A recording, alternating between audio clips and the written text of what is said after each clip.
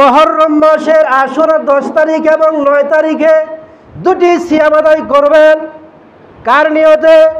রাসূলুল্লাহ সাল্লাল্লাহু আলাইহি সাল্লাম বলেন যে আল্লাহ তাআলা হযরত মুসা আলাইহিস সালাতু ওয়াস সালামকে ফেরাউনের হাত থেকে রক্ষা করলেন। এই নিয়তে এই মুহররম মাসে দুটি সিয়াম আদায় করতে হবে। কিন্তু হুসাইন রাদিয়াল্লাহু তাআলা আনহুমার নিয়তে যদি কোনো ব্যক্তি সিয়াম আদায় করে তাহলে সওয়াব হবে না, বরঞ্চ কি হবে? গুনাহগার হইতে হবে। তাহলে হুসাইন রাদিয়াল্লাহু তাআলা আনহু এই মুহররম মাসের 10 তারিখে শাহাদাত বরণ করেছেন, ঠিক আছে। এই মুহররম মাসের 10 তারিখে হুসাইন রাদিয়াল্লাহু তাআলা আনহু শাহাদাত বরণ করেছেন। কখন?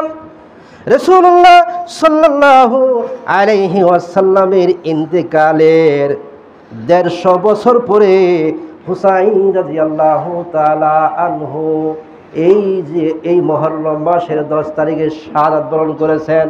তাহলে রাসূলুল্লাহ সাল্লাল্লাহু আলাইহি ওয়াসাল্লামের মৃত্যুবরণ করার 150 বছর পরে হুসাইন রাদিয়াল্লাহু তাআলা আনহু এই কারবালার ময়দানে শাহাদাত বরণ করলেন। তাহলে রাসূলুল্লাহ সাল্লাল্লাহু আলাইহি ওয়াসাল্লাম কিভাবে সিয়াম রাখলেন?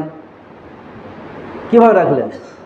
বুখারী মুসলিম হাদিস দ্বারা প্রমাণিত হয় যে হযরত মুসা আলাইহিস সালাতু ওয়াস সালামের সম্প্রদায়দেরকে আল্লাহ রক্ষা করেছিলেন, এই জন্য সিয়াম রাখতে হয়।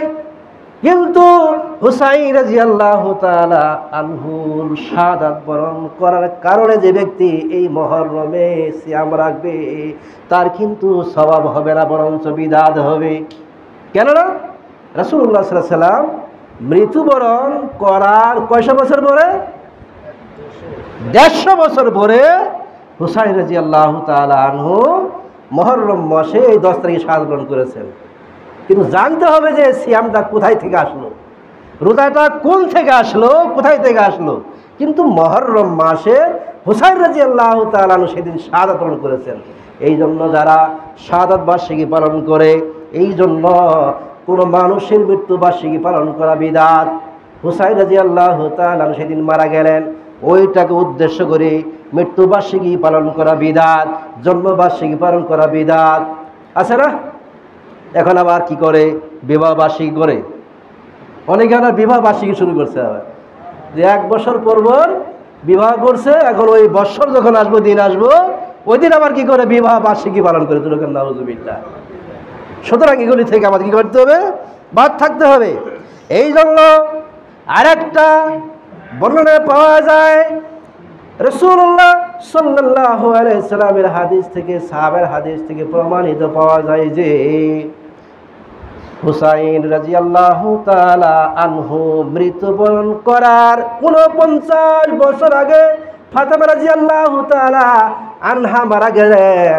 আর এখন মানুষে বলে যে ফাতেমা কান্দিয়া কয়, আজ বুঝি কারবালার ময়দানে শহীদ হয় হুসাইন রাদিয়াল্লাহু তাআলা আনহা। কি কয়? গজল কয় যে আজ বুঝি কারবালার ময়দানে আগুন লেগেছে, হায় শহীদ হয় হুসাইন, তার জন্য কাঁদে ফাতেমা।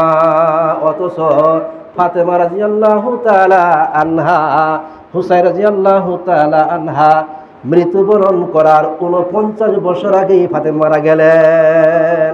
চিন্তা ভাবনা করে কথাবার্তা বলতে হবে, আমল করতে হবে আল্লাহ তাআলার কাছে, এগুলি করতে হবে। আল্লাহ তাআলা বলেন, রাসূলুল্লাহ সাল্লাল্লাহু আলাইহি ওয়াসাল্লাম বলেন, আফদালুস সিয়ামি বা'দা রমাদান শাহরুল্লাহিল মুহররম।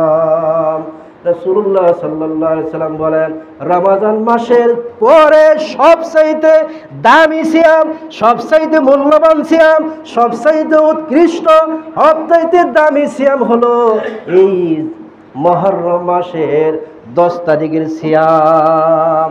রাসূলুল্লাহ সাল্লাল্লাহু আলাইহি ওয়াসাল্লাম বলেন, যখন রমজান মাসে সিয়াম ফরজ হয়ে গেল, যখন রমজান মাসে সিয়াম ফরজ হয়ে গেল, ওই ব্যক্তি যদি ইচ্ছা করে সিয়াম রাখতে পারে, আর যদি ইচ্ছা না করে সিয়াম রাখলে গুনাহগার হবে না। যদি ব্যক্তি এই মুহররম মাসে যদি সিয়াম আদায় করে তাহলে গত 1 বছরের গুনাহ আল্লাহ মাফ করে দেবে। কিন্তু যদি কোনো ব্যক্তি আদায় না করে তাহলে গুনাহগার হবে না, গুনাহ হবে না, কিন্তু গুনাহ থেকে আমি মুক্ত হতে পারলাম না, গুনাহ মাফ হইল না।